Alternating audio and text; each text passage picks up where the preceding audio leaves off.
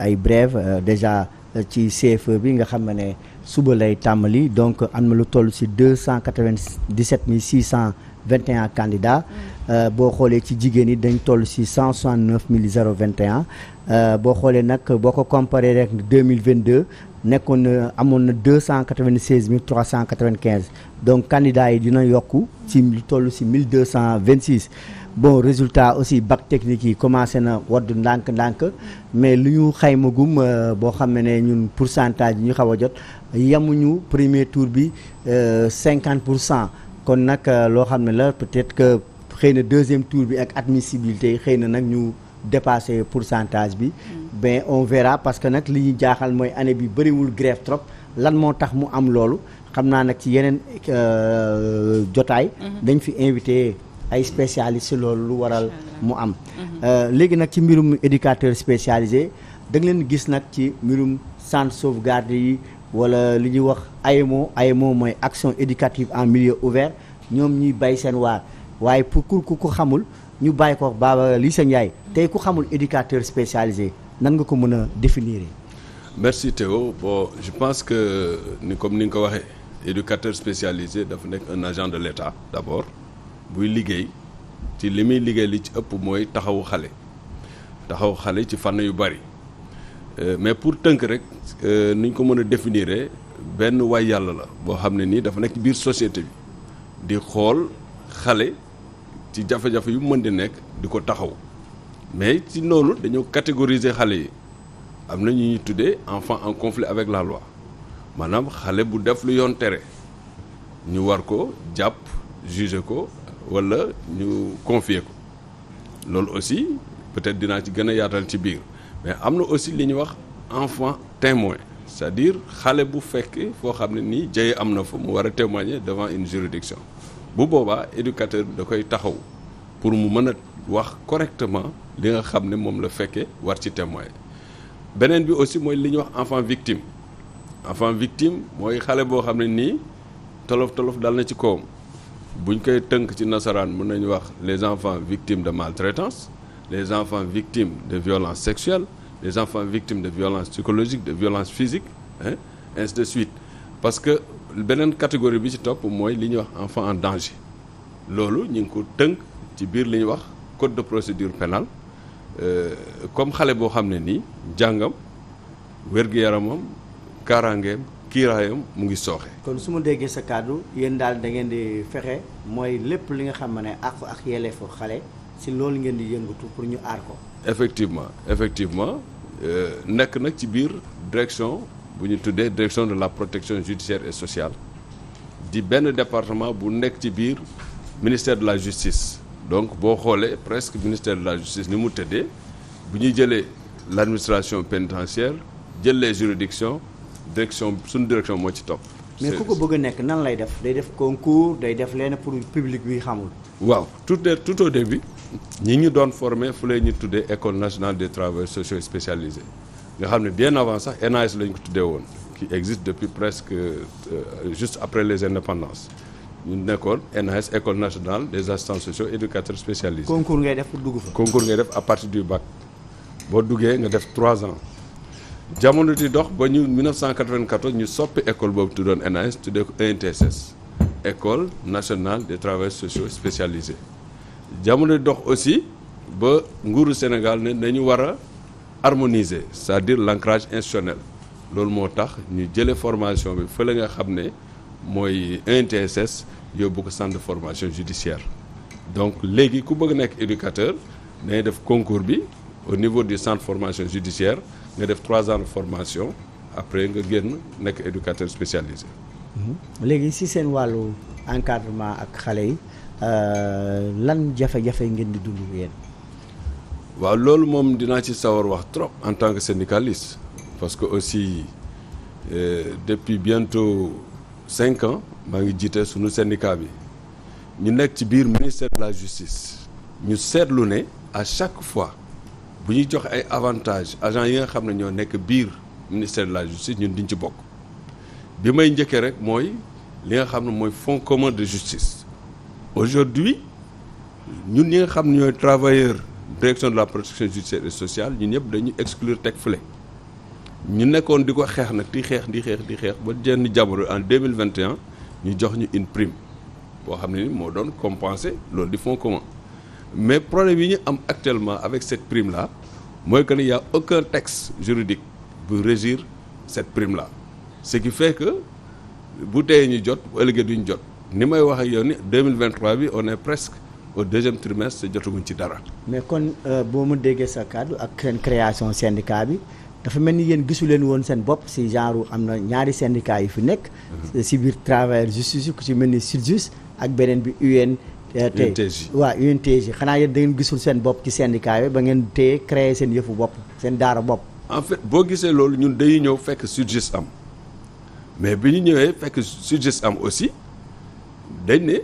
en fait mën nañ dem vers eux mais dafa amoon lu xew parce que boobu dafa amoon benn arrêté bi nga xam ne moo leen di jox fonds commun boobu ñu exclure ci ñi nga xam ne ñooy les éducateurs spécialisés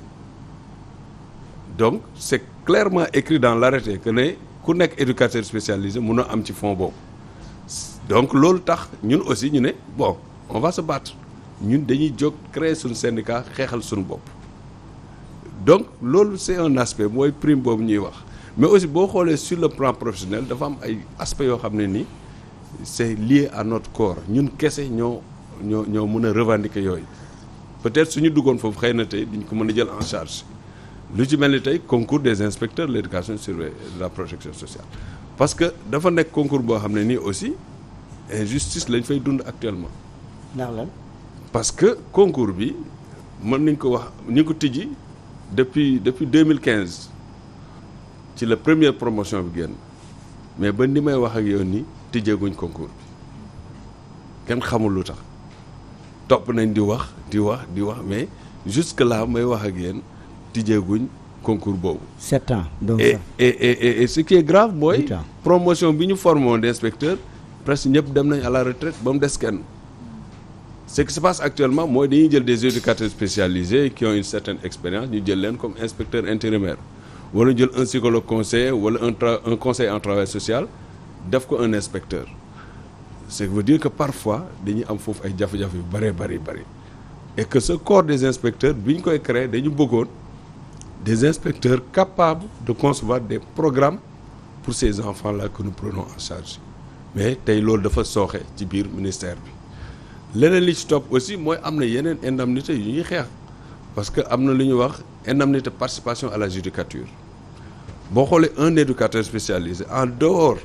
de prise en charge bi muy apporter xale bi dafa am ay enquêtes yu muy def ci biir juridiction yi par exemple tey ci biir sëy bu jafe-jafe amee bañ nar a divorcer juge bi bu dee ñaari parents dañuy xëccoo xale yi juge bi day wax éducateur bi defal ma enquête nga xoolal ma papa ji wala yaay kan ma war a yor xale yi donc dañuy participer foofu ci assiette bi nga xam ne mooy former fonds commun bi ma doon wax sax dañuy participer aider juge bi à la prise de décision am na yeneen enquête en matière de crime par exemple bu dee dafa am mineur bu bokk ci affaire crime des fois dañ naan nañ def enquête de personnalité bu dee aussi dafa am un enfant abandonné ñu war ko adopter juge bi aussi du confier noonu rek day jël li ñuy wax soit transmis wala ordonnance jox ko éducateur bi mu def enquête pour déterminer est-ce que ñooñu di demander à adopter xale mën nañ yor xale wala mën ñu ko yor est-ce que am nañ une bonne moralité loolu aussi bokk na ci liggéey éducateur spécialisé donc ak yeneen i enquêtes yoo xam ni dañ koy faral di ko def muy apporter un plus dans l'assiette du fonds commun mais aussi muy une participation boo xam ne éducateur mi ngi koy def ci décision judiciaire yi et pourtant cette indemnité dont je parle muy indemnité de participation à la judicature am na yenn agent yu nekk ci biir ministère bi yoo xam ni xëy na sax ñun ñoo leen ëpp hiérarchie parce que ñooñu B2 lañ nekk ñun ñu ngi B1 140 000 lañ leen di fay ñun ñu ñuy fay 70 000 donc la moitié loolu nekk benn injustice beneen bi ci topp aussi mooy ñun suñu responsable de service yi fii da ngay nekk chef de service doo am benn indemnité. doo am benn avantage daal. benn avantage. kon responsable service yi moom. non bi tur la rek la. ak agent simple ñoo yem. des fois sax agent simple la koy tane parce que day am ay charges yu tege comme yoo xam ni day obligé jël ci poche am di dugal ci service bi donc c'est une injustice moo tax ñu doon réclamer indemnité boobu. mais xanaa amul leen ay tribune rencontrer le ministre pour lui expliquer quand même votre situation ou bien le ministre du travail Samba Sy par exemple wax ko yéen lan mooy seen problème. waaw comme ni ma ko waxee depuis 2018 am nañ ay rencontres yu bari avec des ministres Samba Sy boobu ngay wax rencontré nañ le médiateur de la République à l'époque rencontré nañ le ministre Malick Sall Ismaïla Madior avant Malick Sall di ñëw Malick Sall mais à chaque fois c'est des promesses et ce qui est bizarre ñun fu ñu waxee dañ naan ñu c'est légitime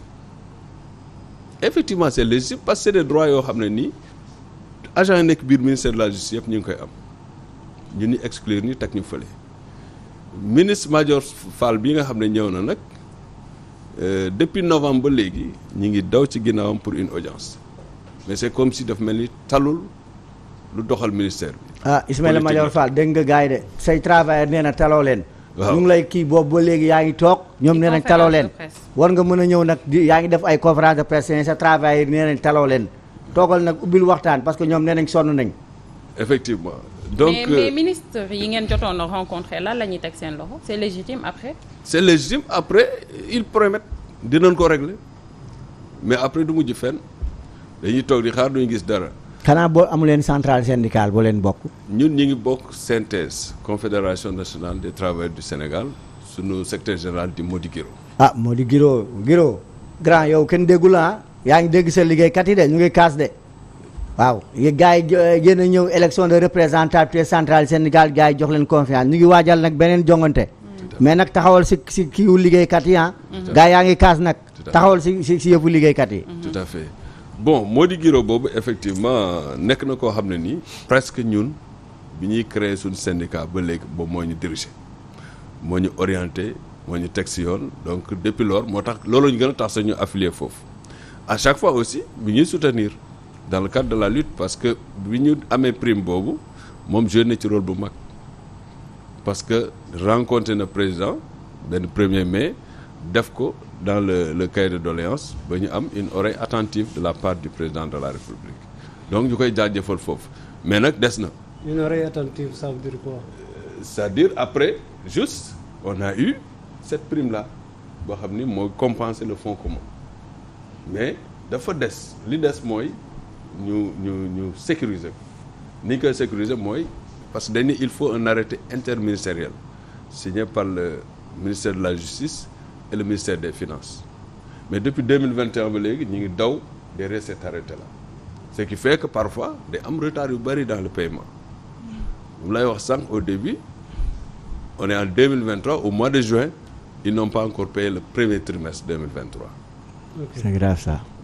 Khodos. man dama bëggoon laaj éducateur spécialisé bi le rapport avec les enfants de la rue. waaw ñun côté boobu aussi dañ ci liggéey parce que l'enfant qui est dans la rue on dit pas ñun dañuy wax enfant dans la rue parfois ñu naan enfant de la rue. enfant dans la rue. oui mais kooku ci définition bi ma joxe sax c'est un enfant en danger pas plus tard que hier soir woo nañ ma au niveau d'un commissariat de la place pour ma jëli benn xale boo xam ni ci mbedd bi la nekkoon dañ ko abandonné foofu donc mu réer xamatul fu mu jëm ay 7-8 ans la war a am bi ñu ko jëlee ñun aussitôt dañ koy placé parce que sànq ci biir introduction wax nga li ñuy wax service AEMO action éducative en milieu ouvert mais à côté des services AEMO am na li ñuy wax ay centre am na centre premier accueil de Dakar mu nekk fii Liberté 6 foofu aussi xale yooyu en général bu ñu leen jëlee foofu leen di yóbbu téye leen di leen tàggat ba ñuy gis seen famille delloo leen tant que stabiliser wuñ seen comportement tant que wóoruñu ne kii bu delloo ci famille du am jafe-jafe duñ ko delloo donc à côté de ce centre aussi il y a ce qu'on appelle les centres polyvalents yi boo gisee à Dakar presque benn centre lay am mais c'est pour des filles donc foofu aussi Dakar tumuranke na fi ci wàllu centre pour les garçons surtout parce que benn moo fi nekk dajee ak xale yu bëri ci mbedd mais après bon on se dit réellement est-ce que éducateurs yooyu am na est-ce que centre yooyu ngay tudd yëpp am na fi. centre yi am na fi mais dafa des en termes de moyens parce que boo gisee souvent dama koy décrier en termes de moyens surtout ressources humaines là je salue au passage le recrutement récent bi nga xam ne jëlal nañu lu toll ci juróom fukki éducateurs yoo xam ne ñi ngi doon xaar depuis très longtemps foofu c'est un effort de l'État mais dafa des parce que réewu Sénégal respecté wul les normes en matière de prise en charge des enfants parce que les normes internationales dañ ne éducateur bu nekk 7 xale nga war a yor maanaam juróom-ñaari xale mais boo ñëwee suñ service yi da ngay gis ay ñeent fukk jëm kaw des fois sax mu ëpp ko parce que volume de travail moo bari et que problème xale ku ci nekk gis na Sénégal. mais est-ce que da ngeen di liggéey ak ministère yu mel ni ministère de la famille ndax ci biir ministère boobu aussi ministère de l'enfance ci la nekk protection de l'enfant donc est-ce que da ngeen di faral di collaborer. effectivement dañuy faral di collaborer parce que depuis décembre 2013 dañuy élaborer li nga xam ne mooy stratégie nationale de protection de l'enfant stratégie boobu ministère bu nekk dafa am cër bu ñu ko sédd boo xoolee ministère de la femme de la famille et de la protection des enfants ñoom dañ leen a dénk li nga xam ne mooy promotion ak protection ak yelleef xale mais boo ñëwee suñu ministère ñun ministère de la justice lépp luy prise en charge ñun ñoo ko yor donc lëkkaloo bi foofu la ñoom bu ñu demee ba sori ci wàllu promotion ci wàllu protection ba nga xam ne nag agsi nañ ci prise en charge dañuy replier wu ñëw ci ñun ñu liggéey ci côté boobu. may foofu ma kii ci centre sauvegarde yi. seen taxawaay ak centre sauvegarde yi parce que gis nañ ne am na centre sauvegarde yi am na lu ñuy jouer lu bëri di réinsérer xale yi nga xam ne ils sont exclus du système éducatif soit ñu jox leen formation professionnelle après ñu mën a kii wala ñu delloowaat leen ci système éducatif bi mais lan mooy seen taxawaay ak yéen ak seen lëkkaloo ak centre sauvegarde yooyu. waaw centre sauvegarde yooyu ñoo bokk même direction boo xoolee bépp xale bu nekk ci centre sauvegarde rek jaar na AEMO parce que foofu mooy porte d'entrée bi parent buy ñëw à l'AEMO day indaale un dossier loolu yëpp c'est clairement défini ci li nga xam ne mooy code de procédure pénale ci article 593 et suivant dañ ne parent bu nee ba yëg ay jafe-jafe ci ni mu yare xaleem ni mu koy toppatooyee yoon may na ko mu ñëw saisir AEMO andi extrait xale bi andi photocopie carte d'identité andi aussi une demande d'assistance éducative dossier boobu la ñuy jël jébbal ko ki nga xam ne mooy tribunal pour enfants dans tout le Sénégal foo demee li ñu daan wax bu njëkk tribunal régional te ñu tuddee léegi tribunal de grande instance am na tribunal pour enfants loolu mooy liggéeyam donc bu déposé foofu tribunal pour enfants dañuy retourner dossier bi avec un soit transmis pour wax ñu saytul leen ma situation xale boobu bu ñu ko saytoo defal ko ay proposition donc bu dee xale bu bëgg a jàngi la dañuy proposer ñu dugal ko centre sauvegarde mu kon ne jàngam bu dee xale boo xam ni jàngul aussi jàng métier moo ko intéressé ñu proposer ko ne ko yóbbu ko centre sauvegarde bu ko defee mu jàng métier te centre sauvegarde yooyu du Dakar rek Dakar am na ñaar bi nekk rond point Case ba muy centre sauvegarde Cambérène ak bi nekk fële Pikine Guédiawaye côté Ravin. foofu moom sax amoon na ay jamono ay problème jàngalekat yi nekk foofu di kaas seen payoor ba ñu dalal leen fii ñu ne amuñu statut ak yooyu xamuñu si la ñuy teg seen tànk fu ñu koy teg loolu aussi beneen cas la parce que yow mënoo ñëw en tant que démembrement état bëgg a joxe une formation pour réinsérer les enfants jàngalekat yi fay nekk parfois amuñu statut. waaw en fait bon foofu déggoon naa coow bi mais am na lu ma ci échappé parce que bi ñuy dugg ci ñoom biir éducation surveillée man fekk nekk guma fa. boobu Boyaka laa fi dalaloon ku ñu ne Boyaka. waaw effectivement man boobu bon en fait maîtriser wu moon dossier boobu globalement mais depuis ma jël syndicat bi ubbeeku nañ ci enseignants yi fa nekk enseignants yi fa nekk actuellement membre lañ ci biir syndicat bi et à chaque fois bu ñu amee ay problème dañuy ñëw dans le syndicat exposer ko ñu xool luñ ci mën ñu def ko foofu aussi ce qu'il faut proposer mooy c'est des enseignants yoo xam ne nii ministère de l'éducation lañ bokk mais ministère daf leen détaché au niveau du ministère de la justice souvent effectivement ni nga ko waxee traitement yi du bokk am na ci ñoo xam ne dañuy ñëw ne ma man kat dama jaaxle parce que su ma amee problème fii su ma demee ci IEF bi mooy inspecteur bi nga xam ne moo yore wàllu éducation formation def naan yow benn situation hybride nga nekk donc souvent jafe-jafe yooyu aussi dañuy jànkoonteeg ñoom mais à chaque fois bu amee rek ñun bu ñëwee gis ma man am na ay jéego yu mu ciy def pour xool nuñ ko régler. d'accord ñu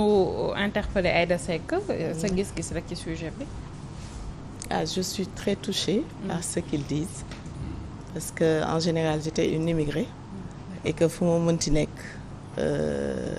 je plaide pour la cause des enfants. J'essaie d'aller dans les orphelinats ou des choses comme ça pour pouvoir def ci sama soutien wala dara. Mais ici xawma sax je pense que à un certain moment je m'étais dit avec les talibés qui sont là. Est-ce que c'est pas plus facile même de faire des cantines avec parce que sénégalais dafa bëgg sarax chaque jour mi ngi sarax. Chaque partie ñu def fa ay cantines avec des mamans des choses qu'il faut pour préserver les enfants. Et que ku bëgg saraxe day ñëw rek taxaw saraxe quoi. D'accord. Et que peut-être loolu dina préserver xale yi dinañ am peut-être li ñuy chercher. Et que yéen aussi au niveau des fonds comme vous n'avez pas de fonds peut-être vous allez faire des ramassages du riz, denrées alimentaires ou des choses comme ça pour pouvoir cuisiner pour eux et faire le nécessaire. Loolu laa xalaat. Je pense que c'est un sujet qu'il faut bien traiter parce que les enfants c'est l'avenir de demain. Et c'est dès le bas âge que éducation bi ak cerveau enfant bi et le traumatisme doit être c'est intéressant est-ce que li nga gis ni moom moo am ci réew yi nga visité aussi. Non, il y a toujours une forme parce que j'ai vécu en Europe, j'ai vécu en Thaïlande où sama ex-jëkkër était médecin du roi là-bas où j'étais obligée de faire à cause seulement la couleur de la peau de faire quelque chose qui est plus joli et qui représente la couleur noire. Et en y restant longtemps, j'ai vu que asiatique, tubaab, keneen, on a la même vie quoi. Ça veut dire qu'on est différente peut-être de face comme ça, mais il y a des problèmes partout. C'est les mêmes problèmes qu'on rencontre. Et que là-bas, c'est structuré, malgré qu'il y a des problèmes. Mais ce que je remarque, c'est triste ici. Parce qu'on voit les enfants qu'on lave pas, ils sont là dans la rue à traîner, il leur arrive plusieurs choses. Même s'ils deviennent fous ou bien ils deviennent autre chose, je vois pas l'issue quoi. D'accord. Mi ngi noonu. Donc comme li nga wax rek Salma c'est-à-dire que à côté de li madame Seck wax mooy dafa am loo xam ne ñoom dañ koy conceptualiser le savoir-faire et le savoir-être parce que récupérer xale mu jël ko récupérer ko ba pare jëm ko insérer waat dans la société dafa nekk loo xam ne dafa metti. À côté j'entends tout le temps le ministre de l'Intérieur parler de forces occultes. Moi moo questionne mais la porosité de nos frontières tey da ngay dajak ay xale fii ci biir réew bi ñuy jàpp sa loxo pour nga sarax leen ñun damay demander ñoom à côté nan lañ def ba ñi ñooñu dugg ci biir réew bi dem di dox ci biir dëkk bi ñu ne tey dañuy jàpp sa loxo ay xale yu tuuti qui n'ont même pas 3 ans ou 4 ans dañ lay jàpp fii au pont Padois bii dañ lay jàpp pour nga sarax leen te doo xamuloo sax fan lañ jógee nan la demee ak yëpp donc ce qui veut dire que sunu frontières yi frontières sont poreuses parce que nit mënu fi dugg nii xanaa kon amul surveillance ci frontières yi sans être identifié boobu yow déjà yaa ngi am problème pour régler le problème de l'errance des enfants sénégalais dans la rue yaa ñeneen ñu ñëw encore parce que tey la mendicité des enfants encore une fois dama ne moo gën a doy waar parce que li ñuy wax yëpp mënuñu former des citoyens modèles su fekkee ni les enfants sont tout le temps dans la rue parce que boo bëggee former des citoyens modèles mais il faut que tamit xale yi seen place bi du ci mbedd bi da nga war a créer ay contexte yoo xam ne au moins comme li ñuy wax kii lu mu wax baax na am na ay dañu war a créer ay caisse par exemple mën nañ ko def leen commune bu nekk mais bu fekkee ne mbirum daara la commune bu nekk am nañ cartographie daara yi fa nekk mais on peut créer une cantine ou quand les gens doivent aider ces daara ñu ñëw déposer fa li ñu fa war a déposer ensuite les maîtres coraniques là sëriñ daara yi xamante nañ seen biir nga bàyyi leen ñoom ñu ñëw les sessions municipales encadré leen ñu joxe dons yi man loolu laa gëm nga xam ne xale yi du ñu dem di traîner comme ça dans la rue mais on dirait que bon ni am système bi ak nu mu kiwee parce que ces enfants sont vraiment victimes de violence parfois yow da ngay jaaxle parce que hormis cela xale yi ñuy toog nga gis leen du en longueur de journée y a aussi une démission des parents parce que man pour man doom nu mu fooree yow nga pare da ngay tayale sa doom na ma yàlla bala am na ñoo xam ne peut-être man dañuy wax li may wax nii mais da ngay tayale sa doom da ngay pare même nii sax sa doom su wàccee sax nga ne allez demal fooyi mais l'enfant n'a pas demandé à naître da nga war a am affection ci moom da nga ko war a toppatoo est-ce que yow bu ñu la toppatoowul woon di nga màgg ba tool fi nga tool donc au-delà de cela ñii liggéey bu ñuy def tey dañ leen war a jàppale fay leen jox leen seen gëdd parce que tamit nit du liggéey di def lépp lu mu war a def nga bugg ko exclure jàngalekat yi nekk tamit ci centre sauvegarde yi comme li ma wax ñoom tamit dañuy nekk sax genre assistant dañuy nekk psychologue dañuy nekk psychologue parce que xale boo xam ne ñëw na père da nga gis benn xale boo xam ne man rencontré naa ci xale boo xam ne il est orphelin de père et de mère mu ñëw mbedd bi presque la nekkoon gars yi ils l'ont récupéré ba nii tey xale boobu dem na ba def bac man gis naa ci xale dem na ba def bac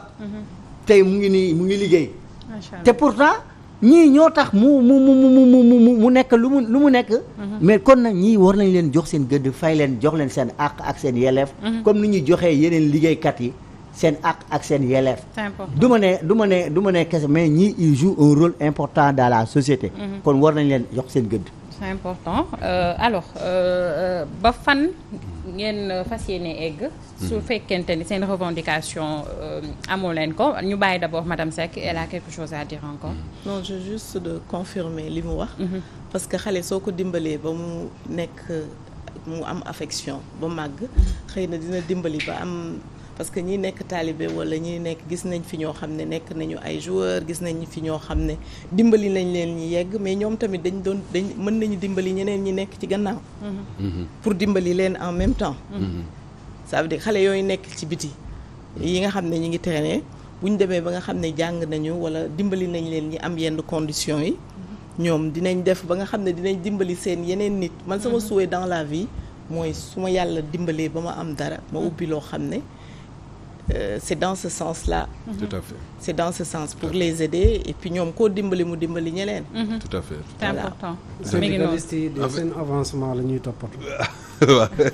alors mais quand même ñun boo xoolee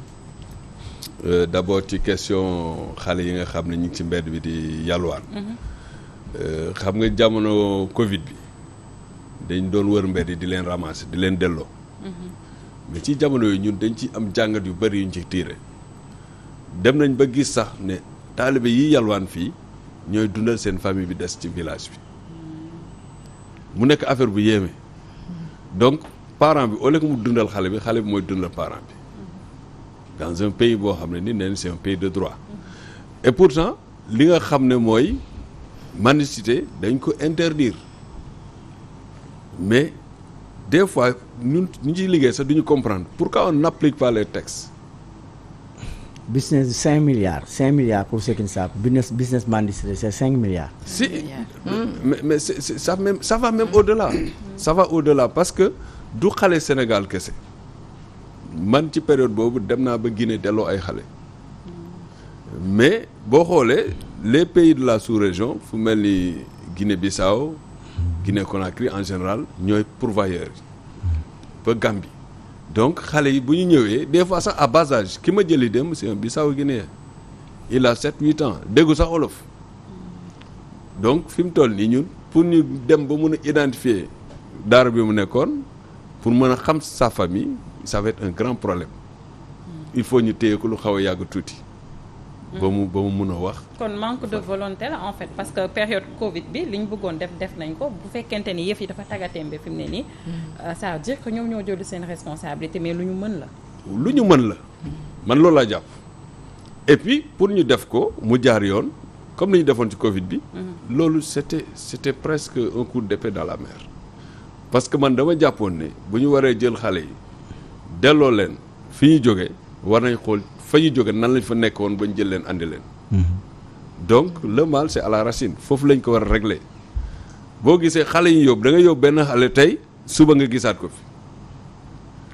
parce que simplement boo demee parents di naan carrément kii bi ñëw amul lu ma ko yore. mais léegi donc dans ce cas là comme li may wax ci frontières yi ñoom on nous parle de force occulte comment ces gens traversent nos frontières parce que man je suis choqué de ça on nous parle de force occulte frontière Sénégal moom traversent les frontières frontière Sénégal moom et pourtant on a nos forces de défense et de sécurité parce que quand le ministre de l'Intérieur me dit des forces occultes des gens qui viennent d'ailleurs de trucs mais comment ces gens traversent les frontières est-ce que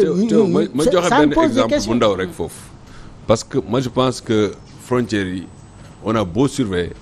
mais mënuñ surveiller lépp il faut peut-être ay investissement yu mag pour ñu mën a surveiller ces frontières là benn exemple rek laa joxe temps bi Ebola amee man boobu mi ngi ma fekk Kédougou dañ doon wax on a fermé les frontières mais en réalité rien n'était fermé peut-être yenn points yi nga xam ne force de défense et de sécurité ñu ngi fi muy police de l'air et des frontières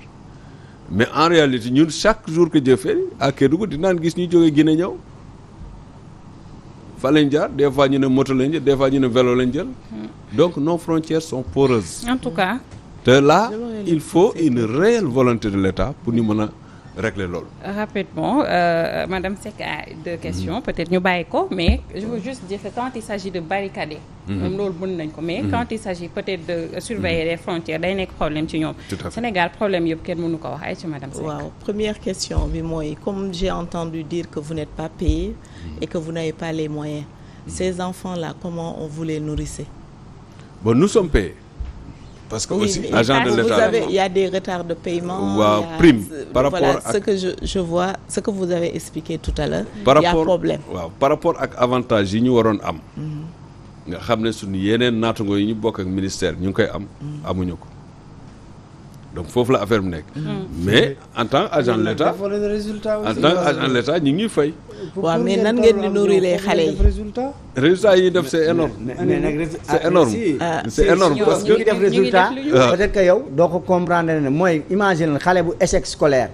xale bu boo xam ne mu ngi taxawaalu. nga récupérer ko mu nekk ci mbedd bi nga jël ko fexe ba mu jàngaat. mu ñëw ba am bac wala mu ñëw ba jàng métier parce que dans les centres de sauvegarde am na ay métiers par exemple couture menuiserie électricien am na fa mécanique nga ñëw ba pare loolu nga mën métier ñëw insérer dans la vie professionnelle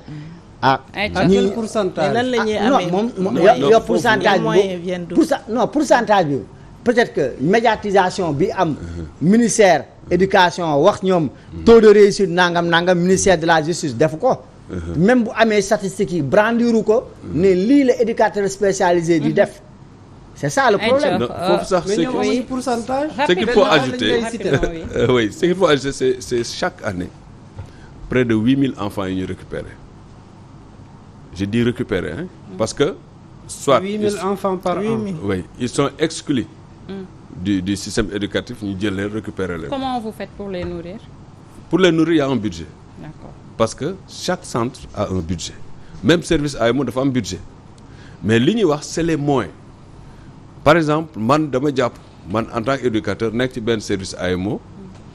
ñu wax action éducative en milieu ouvert nga xam ne tout le temps yaa ngi intervenir sur le terrain amoo sax oto bu la yóbbu. des fois da ngay dox ba sa tànk yi fënd des fois da ngay obliger sa oto bopp peut-être su la yàlla may na la oto. moom ngay utiliser pour le service. en tout cas waxtu wi xoj nañu boo xoolee dañuy compter service yi nga xam ne am nañ oto. lan moo nar a nekk seen plan d'action. waaw fi mu toll nii le 8 juillet prochain incha allah bëgg nañ convoquer une assemblée générale. assemblée générale boobu bu ñu ko convoquer ci la ñuy définir l'ensemble des actions à dérouler.